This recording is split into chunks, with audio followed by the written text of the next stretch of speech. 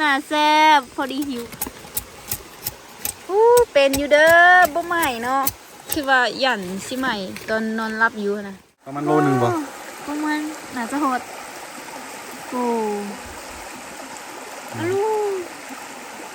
ปลาอันนี้อะไรปลาอะไรเนี่ยปลาคันตัวใหญ่ปลาทูนี่กับข้าวมือนี่เด้อกระซิประมาณนี้เนาะมีปลามันก็มีปูมีมะเขือน้ำแล้วสิ่งสำคัญที่สุดก็คือบังข้าวหลามของเขาเป็นตะเซ่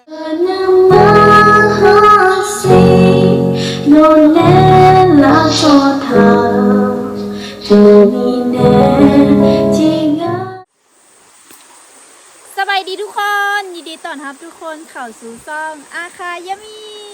เมื่อนี้คือเฮามานอนป่าเด้อนี่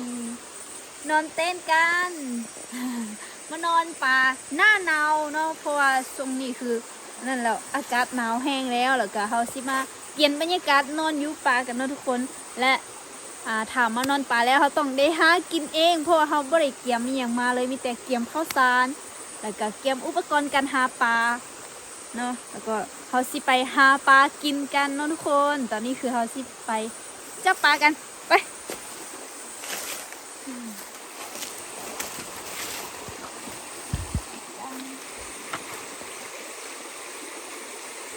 เดี๋ยวเขามาลุ้นน้ำกันว่าเขาสิหาปลาได้หลายสำใดเนาะถ้าหาได้หลายเขาก็สิตากแห้งถ้าบ่ได้เขาก็พอกินแบบนี้หาพอกิน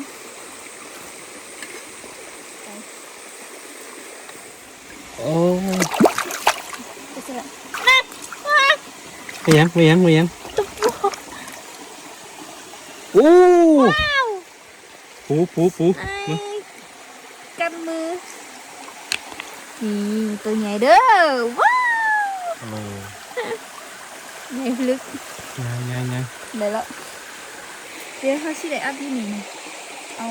เอาใบตองมายังอัดเดี๋ยวแป๊บนึง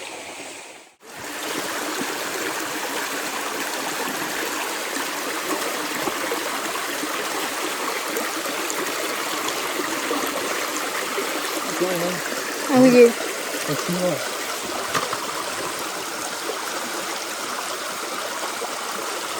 นั่นแหละอุ้ยเด็ดเซย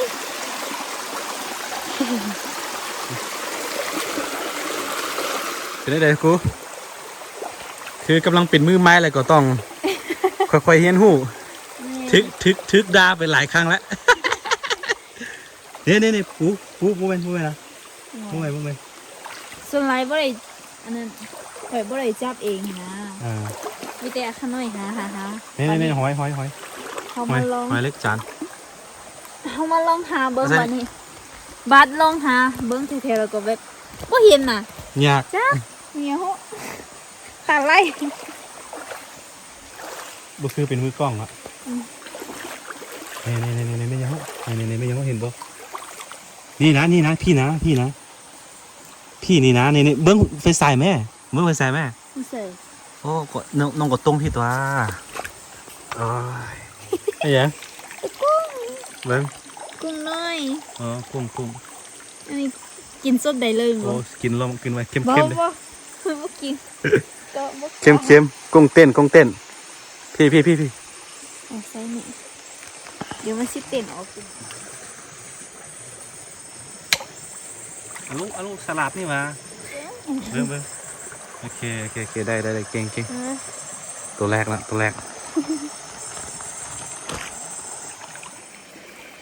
โอ้พาก็จับไปตัววัน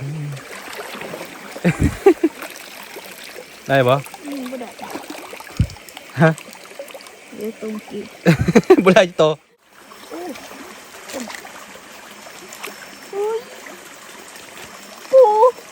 อุ้ยมีแต่มือเดียวมีแต่กันเดียวนี่ไงอยู่เด้อโอ้จีปูกินอ่ะจีปูกับข้าวมันเด้อลูกแม่เปลี่ยนกันหาเด้อเพราะว่าถ่ายคอยหานี่คือสิบ่ได้กินแล้วมื้อนี้ คือ คือหากินบ่เก่งทุกคนให้เปลี่ยนให้อาคันหน่อยซะยอมแหละอุ้ยได้เยอะอุ้ยได้สวย ปลาซิว ปลาซิว แล้วสิตักแห้งให้กินเด้อ โอเค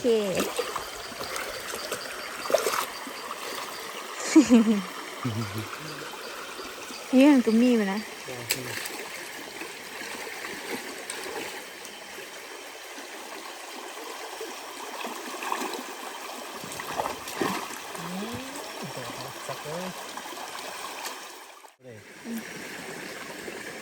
เนี่ย ตัวใด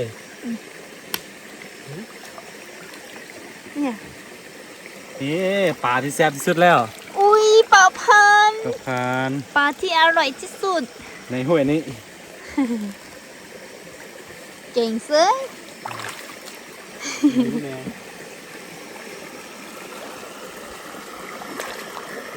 เอ้านี่ปลาพันนี่ง่ายๆปุ๊บ ปูตัวนี่ใครแล้วตัวนึงล่ะเบาอยู่แล้วก็ อ้าว อ้าว อู้สองตัวเลย อืม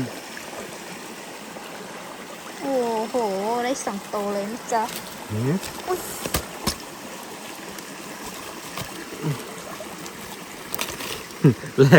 แลกกับอันนั้น นี่ก็ประพันธ์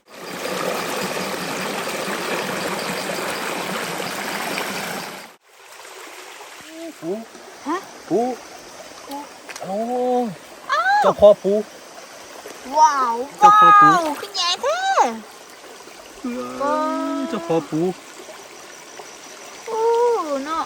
การปูมันก็ใหญ่ โอ้สุดเลย จ้ะ มา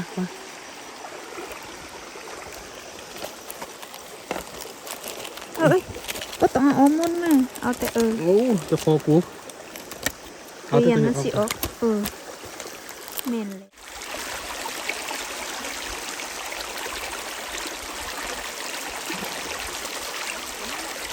เมื่อไหร่เนี่ย ได้ อุ้ยปลาซิวได้สองตัวว้าว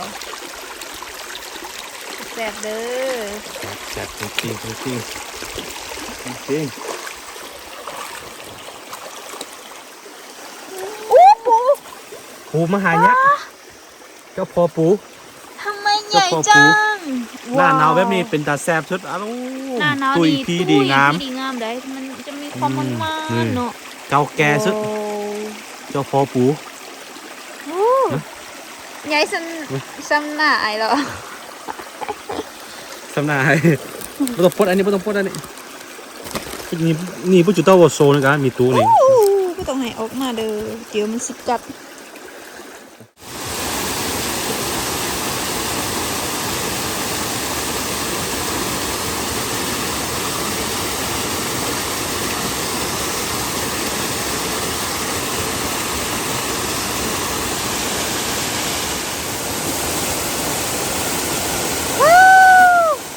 ฮอดน้ำตกตาลละเด้อว้าวงามแฮง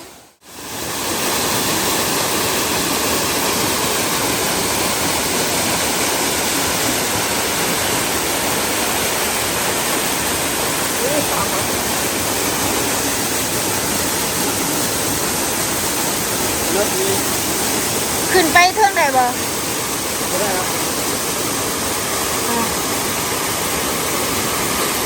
ว้าว งามแฮง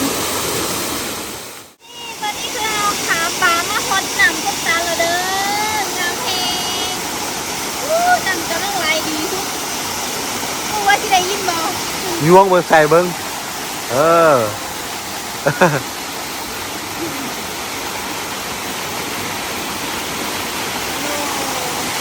มีคนบนน้ำแห้งก็อีกบ่ แพง ว้าว Amazing ลาวดูสิอู้เกือบเหยียบเนาะก็ต้องไปกวนมัน นี่เป็นยังนี่ตัวเล่นบอกเล่นตัวน้อยตัวน้อยอ่ะคุณ โอเคทุกคนตอนนี้ก็คือเฮาก็ได้หาปลามาเป็นที่เรียบร้อยแล้ว แล้วก็มาเบิ่งผลงานของเฮาว่าเฮาสิได้ซ้ำใดเนาะมาเบิ่งกันดิวอุ้ยโอ้โหเยอะ เต็ม ทำไมเยอะขนาดนี้ เต็ม อุ้ยเต็ม เบิ่งมันจับดิประมาณโลนึงบ่ ประมาณน่าจะหดโอ้ลูกปลาอันนี้อะไรปลาอะไรเนี่ย ปลาคันตัวใหญ่ ปลาทูว้าว ปลาซิวปลาพันปลา อันนี้ ปลากั้ง ปลาว้าคนไหลเลยเนาะ อือหือ อุ้ยได้กินแล้วถามว่าคืนนี้เรากินมื้อเราก็จะตากแห้งไว้เด้อแล้วก็สิกินมื้อต่อไปเนาะ แล้วก็ได้ปูพร้อม แล้วก็ได้ปูพร้อมเด้อได้เสียบมาว้าปูนี่ไม่อยากเห็นเบิ่งนะอย่างนั้นสิมีนะ ยัดเข็มยัดไป อ้าวปู เต็มมา เต็ม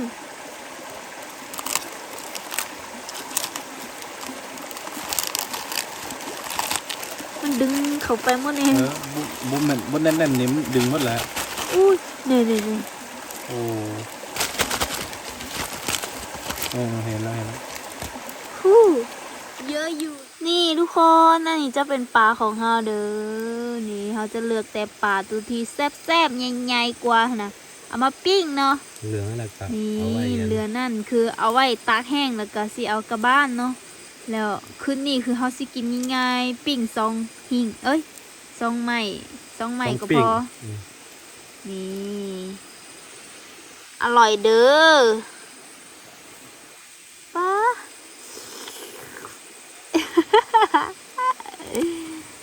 น่าแซ่บพอดีหิวข้าวเขาก็เลยฮิบกิน แล้วก็นอน บ่ได้นอนแท้สิได้เฮ็ดตัว อ๋อสิได้ตักแห้ง อืม สิได้ตักปลาอดนอนกันแล้ว นี่ ตัวนี้ยังบ่สุกเทื่อเนาะ เราถ่ายมันสุกน้อยนึง แล้วก็เราจึงกินข้าว ตอนนี้ก็ประมาณ10 โมงไปแล้ว 11 โมง ฮะ 11 โมง 10 โมงแล้ว เขา3 โมง โอ้11 โมงแล้วยังไม่ได้กินข้าวเลยค่ะ กับข้าวมือนี่เด้อกะสิประมาณนี้เนาะ มีปลา แล้วก็มีปู มีมะเขือน้ำแล้วสิ่งสำคัญที่สุดก็คือ บั้งข้าวหลามของเขาเป็นตะแซ่บแฮงเขาจะเอาด้วยเนี่ยก็ข้าวกำมาเฮ็ดข้าวหลามแซ่บแต่ว่าเสียดายมันไหม้น้อยนึง โอ้หอมสุดเลยอันนี้นะข้าวกำเฮ็ดข้าวหลามเด้อ 6นี่เลย จะแซ่บแฮงแซ่บ หิวข้าวสีมือ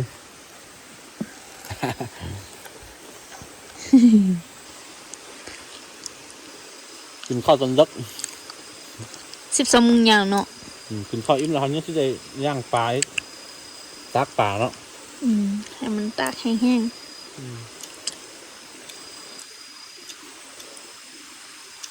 แซ่บบ่ ครับ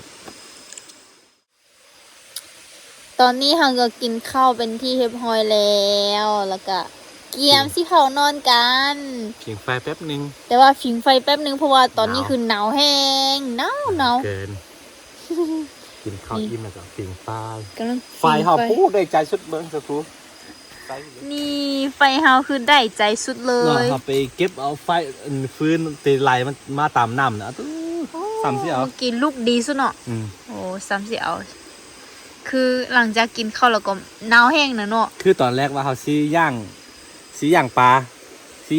แต่ว่าคือซีเขายักลับอ่ะนะอย่างมันซีไหม้หมด ก็เลยบ่ย่างซะเพราะว่าทาเกลือไปแล้วเนาะ แม่น ดูนี่ค่ะซีย่างปลาเดี๋ยวมื้อเช้าไปย่างเนาะ โอเคค่อยเจอกันใหม่ในมื้ออื่นเช้าเด้อสบายดีตอนเช้าวันใหม่เด้อ คือมื้อคืนเนี่ยเฮานอนเดึกโพดก็เลยว่าตื่นสวยเนาะตอนนี้ก็ประมาณ 7 โมงปลายละ 7 โมงไปแล้ว นี่ คือเมื่อคืนนี้เฮาย่าง ทำอินว่าบ่ย่างปลาแล้วก็สินอนเลยหั่นนะแล้วก็เดี๋ยวยันมันสิแบบเหม็นสิหนาวก็เลยว่า อดนอนแล้วก็เฮ็ดอันย่างปลาแล้วก็ย่างปลาท่าเนาะเดี๋ยวมาเบิ่งกันว่าสิเป็นแนวใดนี่ย่างปลาของเฮาทิวเป็นอยู่เด้อบ่ใหม่เนาะคิดว่ายันสิใหม่ตอนนอนรับอยู่นะนี่พอดีแห้งเลย เอาหอยก็แห้งเลย หอยก็แห้งไปนำโอ้บ่ได้ตักหลายมือเนาะเฮ็ดจังนี้เนาะ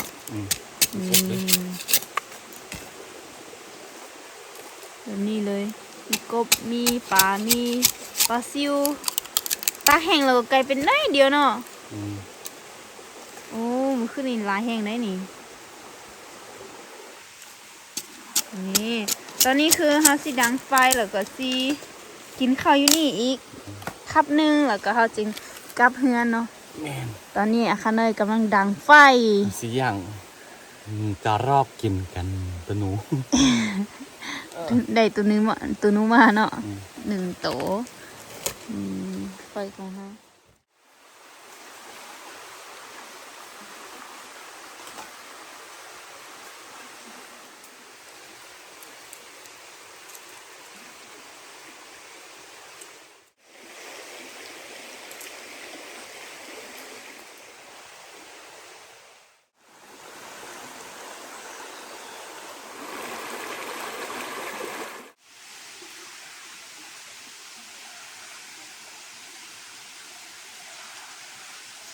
โอ้ไม่ไหวสิพี่แค่หลังจากดังไฟเป็นที่เรียบร้อยแล้วก็เฮาก็นี่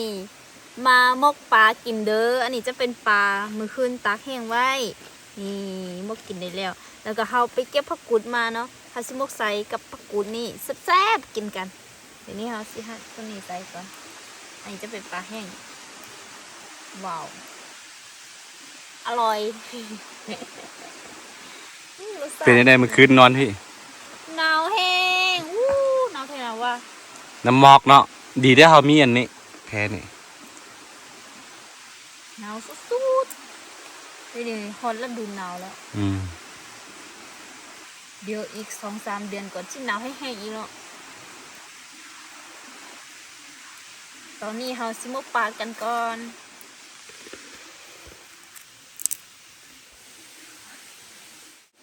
ตอนนี้อาหารของเฮาก็สุกเป็นที่เรียบร้อยแล้วนี่มีหลากหลายเมนูเลยอันนี้จะเป็นปูแล้วก็อันนี้แม่นหนูไว้กับมกปลาแห้งของเฮาอันนี้จะใส่กับผักกูดเนาะกับปลาแห้งแล้วก็นี่ข้าวกำของเฮาหนาแซ่บเลยถูกไหมสีสันสวยงามว้าวจะแซ่บหอมเด้อนี่ว้าวสิได้กินอีก คับที่2แล้วเด้อเพราะว่าตอนนี้คือคับเศร้าของมือถัดไปนะนี่มากินข้าวน้ำกันเด้อพี่น้องมีแต่อาหารแซ่บตอนนี้คือเฮาก็กินข้าวอิ่มแล้วก็เมียนเครื่องเมียนของเป็นที่เรียบร้อยแล้วเฮาสิกลับบ้านกันเด้อทุกคนคลิปนี้ก็เป็นคลิปที่มานอนป่าหาปลากินอยู่ในแล้วก็อยู่ในป่าเนาะเป็นคลิปที่หน้าหนาวเลย แล้วก็เป็นแบบว่ามาเปลี่ยนบรรยากาศหน้าหนาวในเหมาะเนาะอยู่ป่าแม่นหน้าหนาวในกลางเต็นท์นอนแบบนี้เหมาะสุดเลยเพราะว่ามันหนาวแล้วก็แบบปิ้งไฟเฮายังแห้งอยู่แบบนี้นะถ้าว่าเฮาได้ของกินมีหยังก็แบบเผากินปิ้งกินยังกินอยู่ในนี่นะคือสุดๆเลย